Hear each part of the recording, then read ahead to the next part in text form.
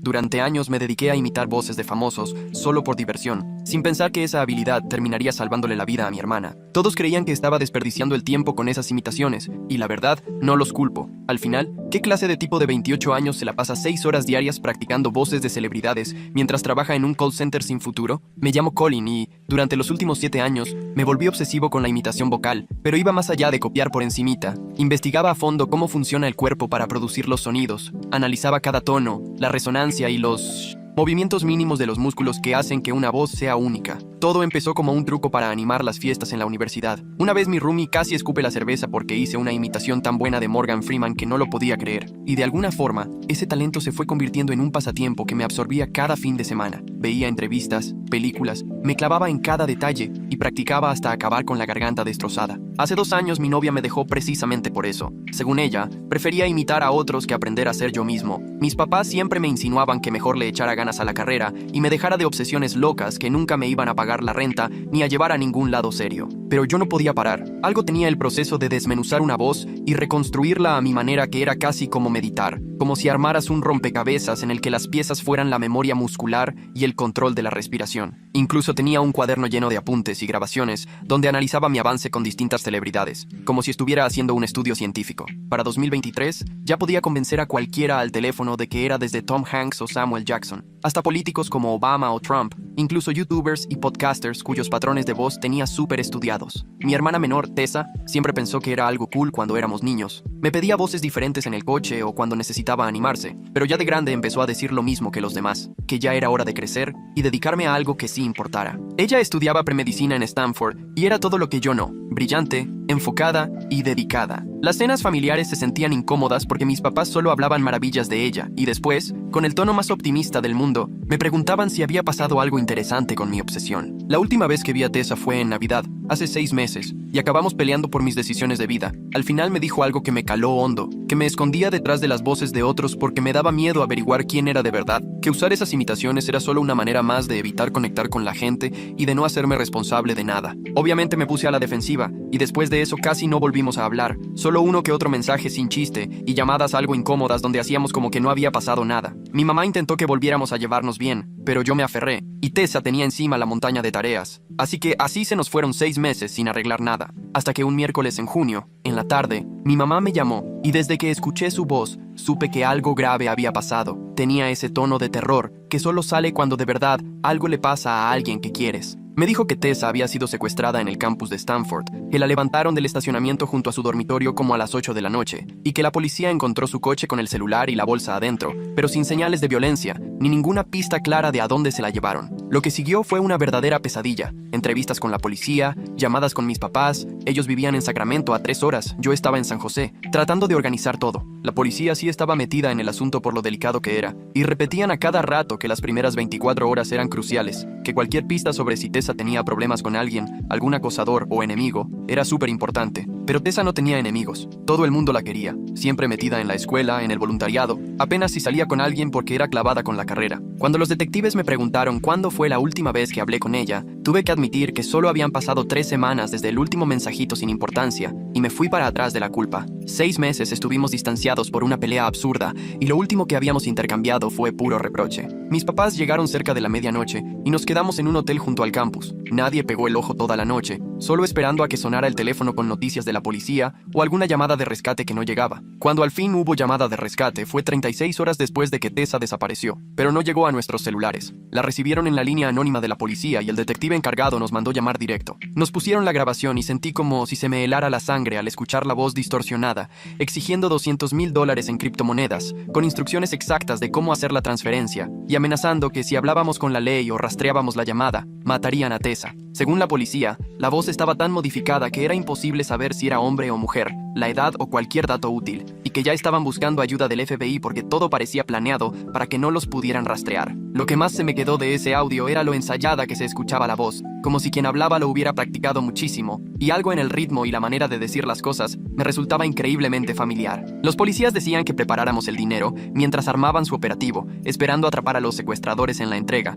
pero, sin rodeos, nos advirtieron que los casos donde no hay contacto directo en tanto tiempo, pocas veces acaban bien. Mis papás estaban destrozados, desesperados, buscando cómo sacar hasta lo que no de sus ahorros y pidiendo préstamos aunque ni de broma llegaban a los $200,000. Yo, sentado en esa estación de policía, me sentía el ser más inútil del mundo. Mi afición ridícula para imitar voces parecía lo menos útil en el peor momento, justo cuando se necesitaban habilidades de verdad, como ser detective o al menos tener entrenamiento táctico. Por más que intentaba, no podía dejar de pensar en esa llamada de rescate que se me había quedado grabada. Algo me inquietaba tanto que le pedí al detective que me la pusiera otra vez. Dudó un poco, pero terminó cediendo y la reprodujo en su computadora, dejándome escucharla 3 veces seguidas con audífonos. Yo, mientras tanto, estaba totalmente clavado tratando de descifrar los patrones de la voz detrás de toda esa distorsión electrónica. La distorsión era muy marcada, pero no perfecta. Había pequeños momentos en los que se colaba la voz original y empecé a captar ciertos detalles fonéticos que no lograba encubrir del todo. La forma en que se marcaban algunas consonantes, ese ligero ceseo en las S, el ritmo peculiar con el que remarcaba las palabras largas, todo eso me sonaba demasiado familiar, porque me había preparado justo para identificar ese tipo de huellas vocales. A la cuarta vez que la escuché, de pronto todo hizo sentido y sentí un golpe de reconocimiento tan fuerte que solté un jadeo sin poder evitarlo. El detective, medio preocupado,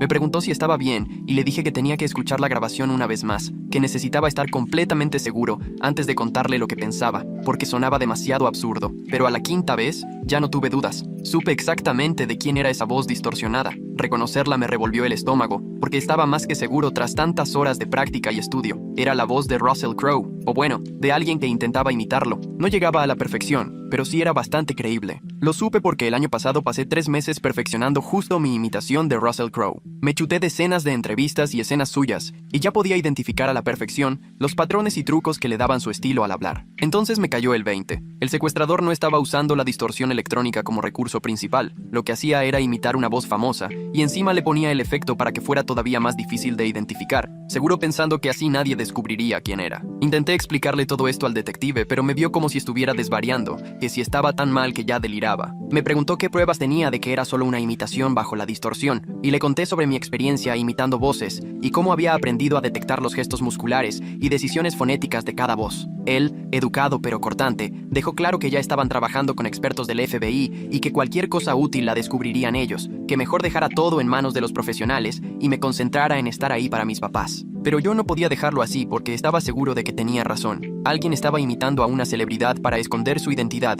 lo que seguramente significaba que tenía conexión con el mundo del doblaje, la locución o algo parecido. Pregunté si había forma de analizar a qué actuaciones de Russell Crowe se parecía más la imitación, pensando que tal vez podríamos definir mejor el perfil o los antecedentes del imitador, pero el detective prácticamente me dio el avión y me sugirió ir a descansar. Mis papás se dieron cuenta de que yo estaba metido en algo y mi papá me preguntó qué traía en la cabeza, así que les conté mi teoría de la imitación de voz. Mi mamá solo se veía devastada, como si fuera otra señal de que no quería aceptar la realidad, y mi papá con voz tranquila me preguntó si quizás solo buscaba cómo sentirme útil, en vez de aceptar que había cosas fuera de nuestro control. Su reacción me dolió, pero la entendí porque para ellos yo andaba obsesionado con voces famosas, mientras su hija estaba secuestrada quién sabe en dónde, y nada de lo que decía parecía ayudar para encontrar a Tessa. Pero yo no podía soltar la idea de que estaba en lo correcto, y sentía que todos esos años de práctica obsesiva al fin servían para algo. Si lograba descubrir quién era el que hacía la voz de Russell Crowe, tal vez podríamos dar con el secuestrador antes de que la cosa se saliera de control el día del intercambio. Entonces decidí cambiar de estrategia y me puse a pensar quién, en la vida de Tessa, podría tener experiencia actuando, en doblaje o haciendo imitaciones, alguien con la habilidad para hacer una voz decente de celebridad y además acceso a ella dentro del campus. Al regresar al hotel me la pasé horas revisando las redes sociales de Tessa, viendo a todos sus seguidores y buscando si alguien tenía relación con el mundo del espectáculo. La mayoría eran estudiantes de medicina o amigos del voluntariado, nada que me diera buena espina. Pero después se me hizo raro encontrar, entre sus seguidores de Instagram, a un tal Damian Fulton, que en su perfil se describía como actor de voz e imitador. Al revisar, vi que había comentado varias veces en los posts de Tessa el último año. No era nada evidentemente raro, pero sí lo suficiente como para notar que estaba atento. En su propio perfil había videos haciendo imitaciones de varios famosos, incluso de Russell Crowe, y aunque no eran nivel profesional, sí estaban decentes. Mi corazón empezó a latir más rápido cuando vi que publicaba sobre broncas de dinero y que recientemente lo habían desalojado. Se quejaba de que trabajar en doblaje no le daba para vivir en el área de la bahía, así que podía tener motivos suficientes para arriesgarse a algo así. De inmediato le marqué al detective que llevaba el caso de Tessa y le solté todo sobre Damian Fulton. su relación por redes sociales y lo del trabajo de voz que cuadraba con mi teoría sobre la llamada. El detective me contestó que le iban a echar un ojo, pero noté en su voz que lo decía nomás por compromiso, como para darme el avión y colgar. Le pregunté si por lo menos podían checar sus antecedentes o si tenía alguna relación con Stanford y me dijo que sí, que lo pondrían en la lista de personas a investigar, pero recalcó que había muchas líneas de investigación y que no me clavara solo con una. Cuando colgué, me sentí completamente frustrado e impotente, seguro de haber dado con el secuestrador, pero viendo cómo nadie me hacía caso y el tiempo se me venía encima porque la entrega del rescate era en la mañana. Mis papás andaban a las carreras tratando de terminar la transferencia, mientras yo me atormentaba con la idea de un actor de voz al que ni conocían, y esa desconexión solo me hacía sentir más solo y que no podía hacer nada para ayudar. En ese momento se me ocurrió una idea que, honestamente, sonaba bastante tonta y hasta arriesgada, pero no veía otra forma de comprobar mis sospechas ni de ayudar a encontrar a Tessa antes de que todo se viniera abajo con el rescate. Si Damian Fulton era el responsable y estaba usando una voz falsa de Russell Crowe para ocultarse, pensé que quizá podía usar mis propias imitaciones para hacer contacto con él y sacarle algo de información. Conseguí su número en una página donde tenía su portafolio de actor de doblaje y sin ningún plan en mente, le marqué desde el hotel porque sentía que tenía que hacer algo ya. Contestó después de 3 timbrados, bastante cauteloso. ¿Hola? Y de inmediato supe que era la misma voz de la llamada del rescate. Aunque ya no la distorsionara, reconocí esos matices. Me la jugué y contesté usando mi imitación de Morgan Freeman, la misma voz con la que empecé a obsesionarme con las imitaciones hace 7 años, esperando que si él también era imitador captara el guiño y quizás se pusiera nervioso y cometiera un error. Damian tardó en contestar. Cuando por fin lo hizo, se notaba que estaba confundido y desconfiado. Me preguntó quién era y qué quería. Yo, sin salirme del personaje de Freeman, le dije que sabía exactamente lo que había pasado y que debía soltar a la chica antes de que el asunto se descontrolara. Otra vez silencio, ahora más largo, hasta que se rió y me dijo que o era muy valiente o muy tarado por buscarlo así. Quiso saber cómo lo había localizado y por qué pensaba que sabía algo. Le respondí, todavía con la voz de Freeman, que había cachado su imitación de Russell Crowe en la llamada de rescate, que yo también era actor de doblaje y que conocía a la perfección esas actuaciones en las que él se basaba. Le solté que la policía ya le seguía el paso y que la mejor salida era liberar a Tessa para ver si así podía negociar una condena menor. De pronto el tono de Damian cambió, se puso más pesado y me dijo que si de verdad estuviera colaborando con los polis, no le habría marcado yo solo, como principiante, que era obvio que actuaba por mi cuenta y que había cometido un error letal. Me amenazó diciéndome que si la policía o alguien más se enteraba de nuestra plática, mataría a Tessa en ese instante, que ya no tenía nada que perder y no le importaría cargar con un problema más. En ese momento sentí como si el corazón se me saliera del pecho y dejando de lado la voz de Morgan Freeman, hablé como yo mismo y le rogué que me dijera si Tessa estaba bien, si no le había hecho daño o si había alguna forma de resolver esto sin que muriera nadie. Cuando ya hablé normal, Damian pareció relajarse un poco y me preguntó quién era y por qué me importaba tanto el caso. Le confesé que era el hermano de Tessa, que llevaba años metido en eso de las voces solo por afición, que reconocí la suya en la llamada y que lo único que quería era recuperar a mi hermana con vida. Hubo una pausa larguísima y lo siguiente que dijo me heló la sangre. Si de verdad era su hermano, tenía que saber que Tessa a veces hablaba de mí, que le daba coraje cómo había terminado mi vida y cómo desperdicié mi potencial haciendo shows en lugar de algo importante. Que supiera datos privados sobre mi familia me dejó claro que sí había estado rondando a Tessa desde tiempo atrás, estudiando sus relaciones y rutinas para preparar todo el secuestro. Quise mantenerlo en la línea, usando las técnicas que alguna vez vi en pelis sobre negociaciones de rehenes, no porque supiera qué hacía, sino porque no tenía nada mejor. Le pregunté si, además del dinero,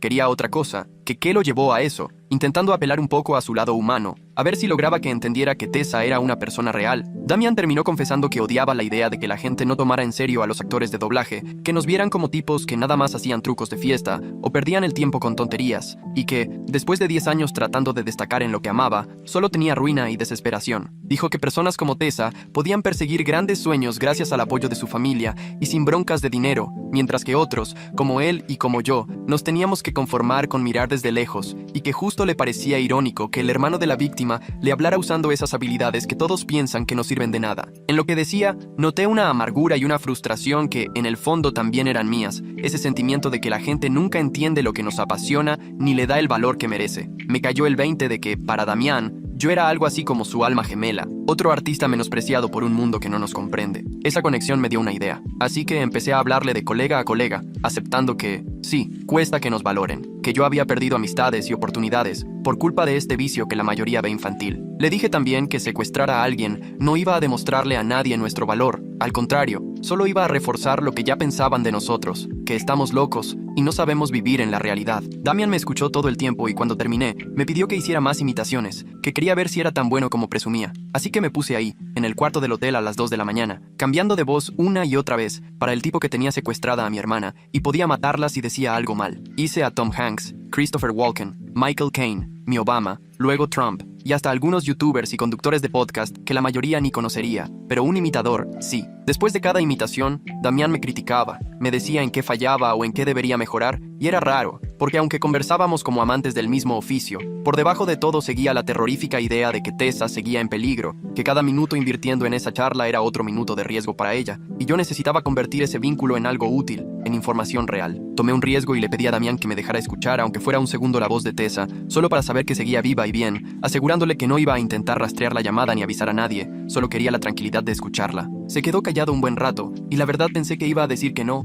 o de plano colgarme, quizá hasta algo peor, pero al final aceptó. Me advirtió que pondría el altavoz, y que solo podría hablar con ella 30 segundos, pero que si intentaba algo estúpido, nos iba a cargar la fregada a los dos. De repente escuché un ruido, y enseguida, la voz de Tessa, bajita y asustada, pero sin duda era ella. Dijo mi nombre en tono de pregunta, como si todavía no creyera que sí era yo en la llamada. Le prometí que estaba haciendo todo lo posible para sacarla, que aguantara solo un poquito más, y traté de sonarme firme aunque por dentro me sentía hecho trizas. Ella estaba por decirme algo más, pero Damián la interrumpió y volvió a la llamada diciendo que ya era suficiente, que ahí comprobaba que seguía viva, y ahora yo debía cumplir mi parte y quedarme callado hasta después del intercambio de la mañana. Pero ese mini ratito de llamada me sirvió porque escuché un ruido al fondo que podría darme una pista de dónde la tenían. Detrás de su voz se alcanzaba a oír un sonido mecánico muy particular. Ese zumbido rítmico de un sistema HVAC industrial como el de mi edificio. Era un ruido agudo y peculiar que solo hacen los modelos viejos de cierto fabricante. Lo reconocí porque después de tantas horas practicando voces en mi depa, ya me sabía de memoria cada ruido ambiente, incluidos esos. El que escuché con Tessa era igualito,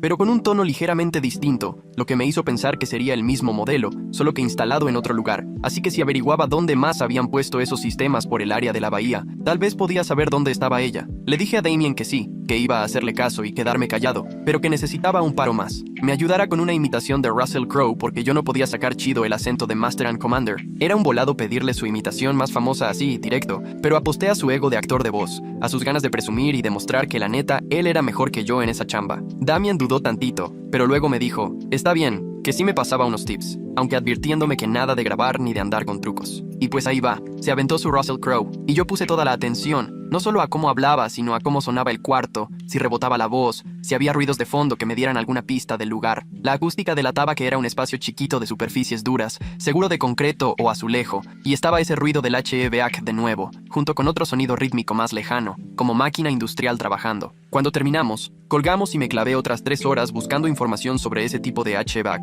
y mapeando lugares del área de la bahía en los que usaran esas unidades. Resultó que el fabricante, Thermatron, vendía sobre todo a instalaciones comerciales e industriales en los 80 y 90, y justamente sus sistemas famosos por ese zumbido agudo tan característico. Crucé datos con lugares cercanos a Stanford, pensando a dónde habría podido llevar Damien a Tessa, lugares industriales medio abandonados, pero que quizá aún usaban esos sistemas viejos. De entrada la búsqueda estaba imposible, pero luego me acordé del sonido lejano de maquinaria y empecé a buscar zonas con actividad industrial, fábricas o bodegas medio abandonadas, pero con algo de ruido en los alrededores. Localicé 3 lugares que cuadraban, una embotelladora vieja en Palo Alto que medio cerraron, un complejo de bodegas casi vacío en Menlo Park y una fábrica en Mountain View, a punto de demoler, pero todavía entera. Llamé al detective encargado de lo de Tessa para contarle todo sobre la llamada con Damien y los posibles sitios. Pensé que me iba a batear como antes, pero ahora sí me puso atención. Me dijo que había sido súper arriesgado e irresponsable hablar directo con el secuestrador, pero ya que lo hice, lo del ruido del HVAC igual podía servir, y que de inmediato iban a enviar equipos a revisar los sitios. Le pedí ir con ellos y me contestó,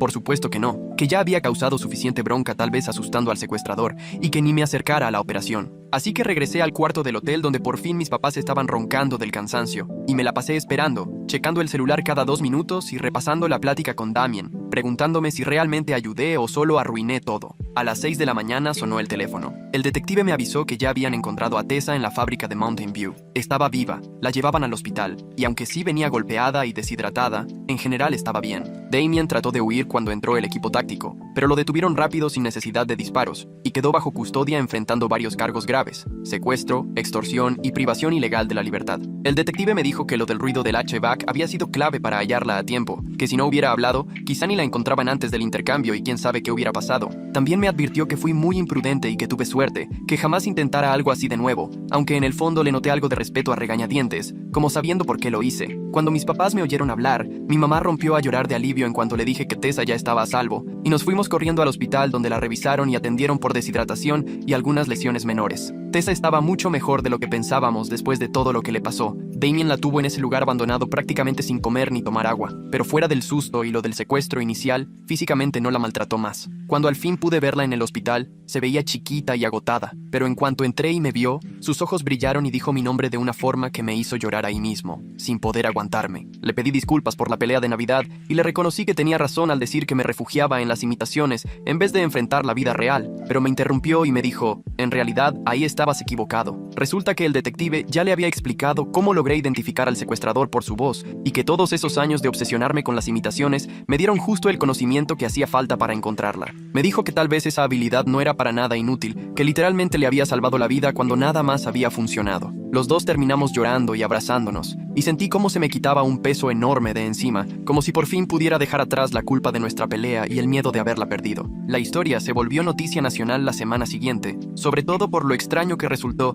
que alguien usara imitaciones de voces para identificar a un secuestrador y rescatar a su hermana, así que acabé dando varias entrevistas. Casi toda la cobertura fue sobre la onda de la redención, de cómo un pasatiempo que muchos ven inútil terminó siendo valioso, aunque yo siempre intenté ser honesto sobre toda la suerte que tuvimos y lo fácil que todo pudo salir mal. Damien se declaró culpable de todo, a cambio de una condena de 25 años, sin derecho a libertad condicional durante los primeros 15, y en los documentos del juzgado salió que llevaba meses planeando el secuestro, obsesionado con Tessa por lo que publicaba en sus redes. Según él, sus posts sobre la carrera de medicina y la vida cómoda de la familia lo convencieron de que ella tenía todo fácil y él no, así que tanto fue por dinero como por castigar a alguien que, según él, tenía todo servido mientras él la pasaba mal. Leer lo que declaró me dejó una mezcla bien rara de enojo y compasión, porque por un lado entendía la frustración de sentirse invisible, pero por el otro, me daba horror ver cómo ese coraje terminó afectando a una persona inocente. Todo esto cambió mi relación con las imitaciones de voz de formas que todavía trato de digerir meses después. Sigo practicando y disfrutando ese arte, pero ahora cargo con el peso de saber que una habilidad que perfeccioné por puro gusto